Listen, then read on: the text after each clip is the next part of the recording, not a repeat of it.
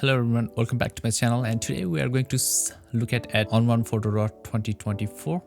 And today I'm going to show you how to change the sky properly and very perfectly in ON1 Photo Raw 2024. It is pretty much easy way to change the sky.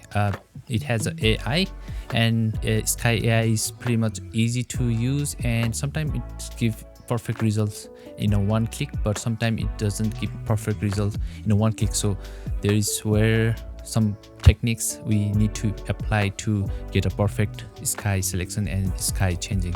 So let's go and see in this photo right here. The sky is blown out and the sky doesn't look that good at all. So I'm going to change the sky on this photo today. See, the sky here is blown out and there is nothing interesting going on. So let's change this sky real quick. So before doing that, let's make this photo a little bit more interesting. This is shot by Canon R5, and you can see here Canon R5 at 85mm. This is Samyang lens at f1.4, and it is a raw file. So we're gonna change the camera profile down here in tone and color. So right now it's a profile is ON1 standard, and let's change it to camera faithful.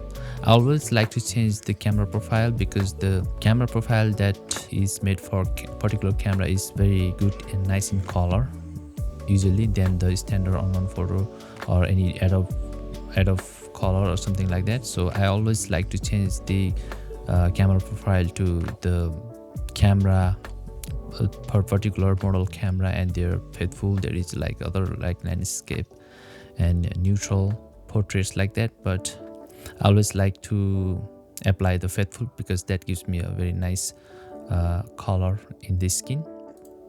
It is looking pretty much better right now. So, and then the second step, there is a Brilliance AI. This is a new in 2024 version of ON1 Photo Raw. So this is pretty much new AI tools that we are getting in the new version. So let's give it a try, and it's going to take a little process, and yeah, so it gives us very nice result, but it is a kind of little bit dull. Let's see, it was like this, and after the Brilliance AI, and it looks like this. So the amount is at 40 right now, and you can go all the way up and or all the way down, but I like to keep somewhere at 40 is fine for my liking. And there is a fine tune section. You can change the tone amount and all of the color adjustment. So it is good. Probably I'm gonna reduce the tone amount just a little bit, somewhere around like 50-60. Yep, that's good. And it also give you the local adjustment selection automatically. You know, it detect the flora, people and sky in this photo, so it makes our job pretty much easy. So the flora, look at the green flowers over here. So if I change this, it affects it selects very few portion of this photo, but it usually do the good job. So for now I'm gonna get back into this, and the people is, you know, if I go up and down, it's gonna change the amount of tone and color into the like people. So in this photo I would like to go a little bit up, maybe 55, something like that. And the sky, actually we are going to change the sky, so there is not a problem whatever it does to the sky. See, because the highlights are already blown out while capturing, so you cannot get details even with the slider because there is no details at all. So I would like to change this sky to, you know, get a beautiful looking sky, so that we can get a beautiful looking picture. So I want to keep the sky a little bit down somewhere here.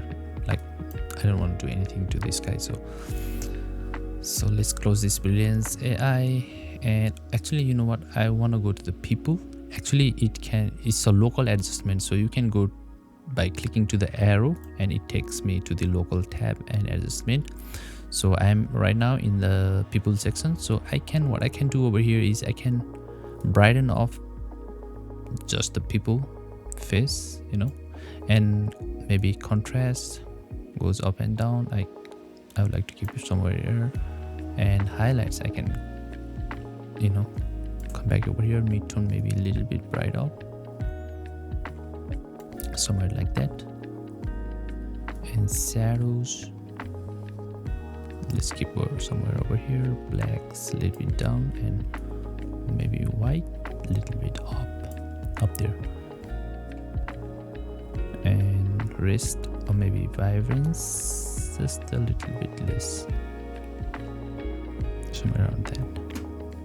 Or maybe let's dial back the temperature just a little bit, so it is looking good. Right now, let's go straight to the sky replacement. So go to the sky tab. Over here it's gonna detect the sky and it made the marks by itself. Now I can change the sky. So since it is a sunset time, I'm gonna choose the sunset sky over here. And see, it's a one-click solution, but it is not perfect. It doesn't look good in the edges over here, and it also doesn't looks good over here. So you can get the sky swapped in one click, but sometimes it doesn't give a desired result. So now we have like other sliders down here so that we can make a good selection of the sky and make this photo looks good. First of all, I don't like this sky at all, so I want to change the other kind of sky. There are a bunch of sky already available in this photo editing software, but you can import your own skies if you want to do so.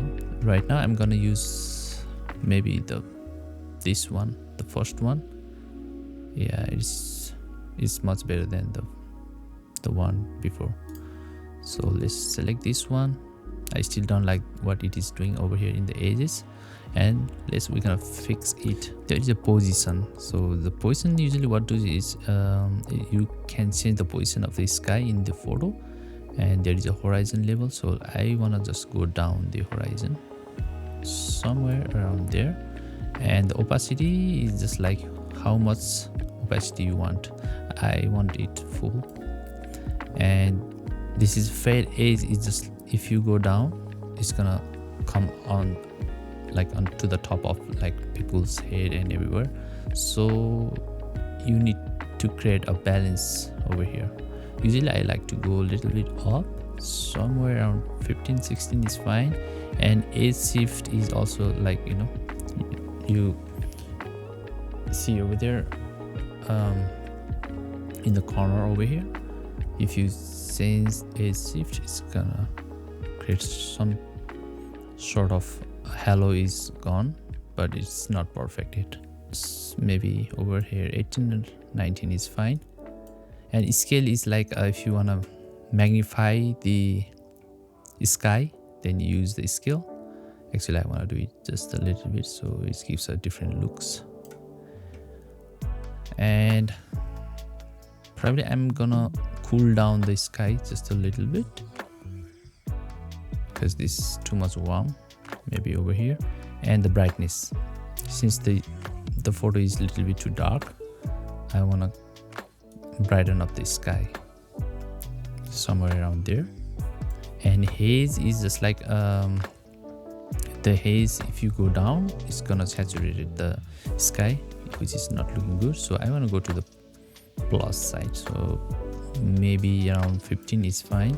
And since the photo is taken by 85mm f1.2, the background has been nicely blurred, so you want to match this blur to the sky. So go ahead and increase the blur amount up to maybe 45, 46 or 50. Let's see. Okay, maybe I want to go up to 55 is fine. And the blur angle is, you know, if you want to change the blur angle, it's gonna soften the blur angle. Is gonna change the blur angle from 80 degree, 90 degree to 180 degree. So you can see in the cloud over here, if I change the blur angle, it's gonna rotate. So if you have a blur angle of maybe 45 degrees, somewhere around here, the clouds are nicely blurred now. So this is the look that I want to create. And the foreground lighting is usually I want to turn it off, because it's try to maintain the lighting of the sky into the people and foreground over here, which I don't like usually. So I always turn it off. So this is the initial exposure that I created by myself. So I want to keep that exposure. So now the foreground is nicely exposed. So this is most of the slider, but still you can see there is a halo, and you know, in the cutting of these trees are not good. They are looking fake. So now there is other option that what you can do is go to the masking over here and just increase the feather. So what it does is if you go, and the featherness is not good, the selection is not good, right? Let's go to the masking and view mode to, and if I increase the feather, it's gonna blur the masking edges. So the more blur is created, the less jagged or the distracting area going to be blurred out. So that's what I want to do. So maybe blurred for 30 is fine. Let's see. Let's change the marks, doing more to red overlay. So this is what it is, and let's turn off the marks for now. And you can see that like before, it was before the feather, the masking was so hard over here. So if you increase the feather, keep noticing over here. If I go up, it's too much. So you need to create a balance. So maybe 30, 25, or maybe 18, 19 to 20 is good enough. So this is another option. But if you are not getting the result desired yet, there is one last option that you can use, and that is masking. And if you are in a brush mode, and if you are in a minus mode, that means you are taking away from the masking over here down here. So that's what I want to do. And let's see the opacity. I usually want to keep in 50 or something like that, and feather is I always keep 100, and I want to go into the erase mode so that I can erase. So erase the masking down here, and it's gonna clean up the mask. It's gonna clean up all those bad looking areas and give us the very nice looking transition between the sky and the foreground. So what I'm doing over here is I'm taking away from the foreground the marks from the foreground, so that we can create a very nice smooth transition between the foreground and the sky. So it is looking very nice now. Okay, now go to the effect and add one filter over here, the vignette, and I like the big softy. So go over here and let's reduce the size just a little bit. Feather is fine, and the roundness I usually want to keep more rounded. Type is subtle is good, and check this one, and you can move the area of focus, and which is my subject over here. Now I'll keep over here, and notice there is a little bit dark in his lower body. So I want to bring back that, and to do that, go to the masking again and create just a little bit of feather somewhere around that, and make the brush size bigger all the way up, and then clean up this area just a little bit so you can get back the light. So now it is looking pretty good.